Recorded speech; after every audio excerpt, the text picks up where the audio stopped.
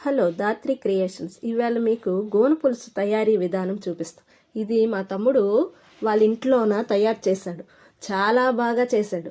దీనికి కావలసినవి మునగాకు, 1/2 కేజీ చింతపండు, 1/2 కేజీ బెల్లము, మసాలా దినుసులు, ఇవన్నీ ముందే ప్రిపేర్ చేసుకొని ఉంచు.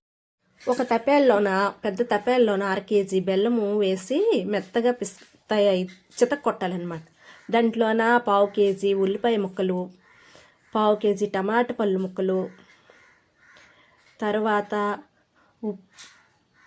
తర్వాత మునగాకు, మెయిన్ మునగాకు. ఆ మునగాకు వేయాలి. మునగాకు వేసిన తర్వాత పసుపు, అల్లం వెల్లుల్లి పేస్టు, తర్వాత పసుపు, కారము,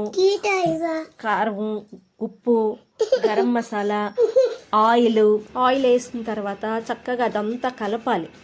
మనం బెల్లం వేసాం కదా, ఆ బెల్లం పాకం వచ్చినట్టుగా చూడండి. మునగాకు అన్నీ ఎంత దీనిగా మ్యాష్ చేస్తున్నాడో మా తమ్ముడు. అంటే దానికి పాకం రావాలన్నమాట. బాగా అన్నీ కలిపి చేసి ఇవన్నీ కలిసిపోవాలి.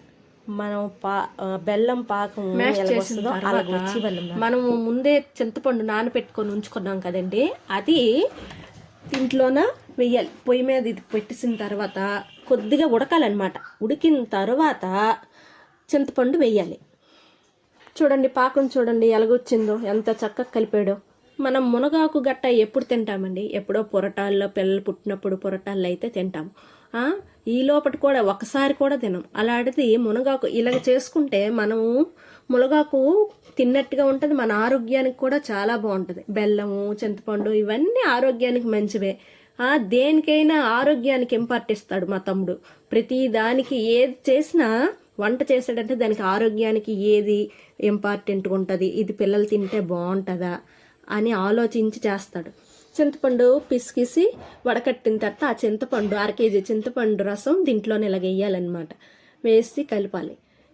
ఇది ఇప్పుడు ఇంట్లో ఎవరు తయారు చేస్తున్నారండి? పిల్లల ఫంక్షన్లకి గట్టా అప్పుడు పల్లెటూరులంట ఇది చేస్తారు. పనసకాయ కూడా చూడు ముక్కలు కోసి మా తమ్ముడు వేస్తున్నాడు. పనసకాయ చిన్న లేతది పనసకాయ, దాన్ని తొక్క తీసి వాడే తయారు చేసి చక్కగా బాడితంటారు చూడండి, దాంతో చెక్కాడు. మనం ముందే వేపు పెట్టుకున్న జీలకర్ర, బియ్యము, జీలకర్ర పొడి వేసాము. తర్వాత అరిసి చూడండి ఎంత, ఒక అరిసి వేసాడు మా తమ్ముడు. అరిసి ఆ పొడి వేసిన తర్వాత మరిగిన తర్వాత చక్కగా పోపు తయారు చేసుకోవాలి. లోపల పోపు ఆవాలు, మెంతులు, తర్వాత ఎండుమిరపకాయలు, కరివేపాకు, తెల్లుల్లి, కరివేపాకు వేసిన తర్వాత పోపు బాగా మరిగిన తర్వాత చూడండి ఎంత చక్కగా